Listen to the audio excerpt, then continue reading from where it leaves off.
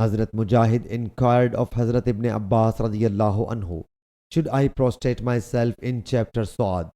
He radiyallahu anhu recited the verse, and of his progeny to Daud and Suleiman and Ayub and Yusuf and Musa and Harun, and thus we recompense the righteous, and to Zachariah and Yahya, John and Isa, Jesus and Ilyas, these are all entitled to be our near ones righteous, and to Ismail and Yasa, Elisha and Yunus, Jonah and Lut, and to each one we preferred above all in his time, and also to some of their fathers and their progeny and some of their brothers, and we choose them and showed them the straight path.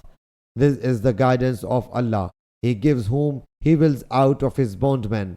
And if they would have committed polytheism, then surely all that they had already done would have been destroyed. These are they to whom we gave the book and order and prophethood. Then if these people reject it, we have appointed for it such a people who is not the rejectors. These are they whom Allah has guided. Then follow you their path, and said, your Prophet ﷺ has been commanded to follow the prophets. Sahih Bukhari Hadith number 3421.